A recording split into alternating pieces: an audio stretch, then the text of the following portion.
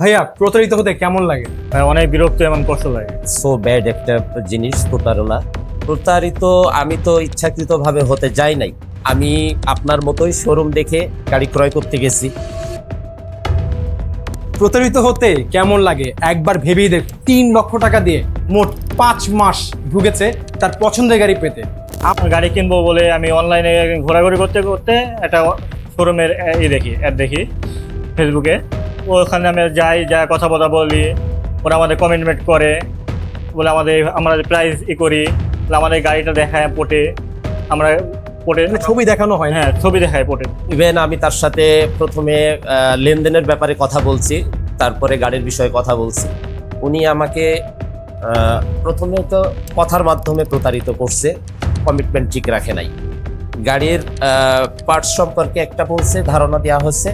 আমার হাতে যখন হ্যান্ডওভার করবে তখন আরেক রকম ধারণা দেওয়া হয়েছে। তারপরে আমি তার সাথে কিছু টাকা অ্যাডভান্স করে লেনদেন করি, 3 লক্ষ টাকা মতো। তো সেই টাকা দিয়ে আমি 5 মাস অনেক ডেটের পরে ডেট পাইছি, অনেক ঘোরাঘুরি করার পরে তখন আমি টাকা ফেরত নিতে বাধ্য হয়েছি। কতটুকু সময় ধরে প্রতারিত হওয়ার যে ফল ভোগ করতে হলো? 5 মাস, 4 থেকে 5 মাস। 4 থেকে 5 মাস।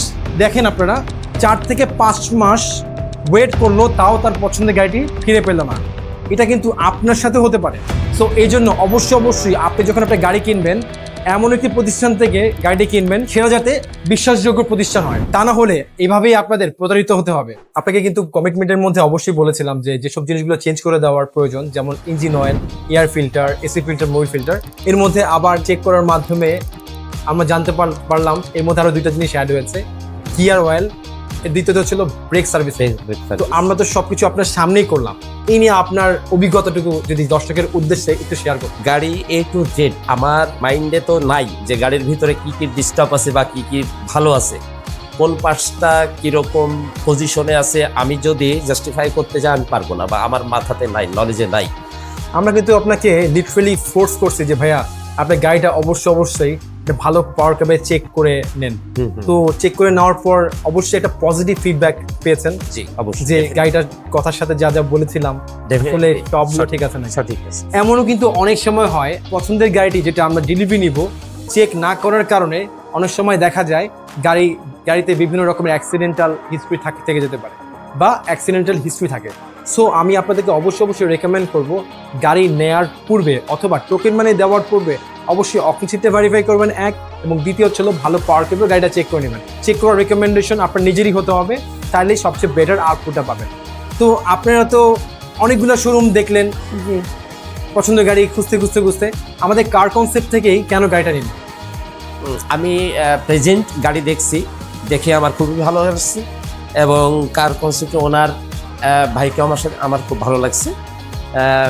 বিশেষ করে আপনাকে ভালো লাগছে, আপনার কথাবার্তা ভালো লাগছে, যে আপনি যেটা বলছেন আমাকে সেটাই বুঝাই দিয়েছেন, এটা আমার সাথে খুব ভালো লাগছে। আর সেকেন্ড যেটা ভালো লাগছে, কমিটমেন্ট ঠিক আছে আপনার। তো দেন আমি তখন ডিসাইড করে আপনার সাথে গাড়ি দিই।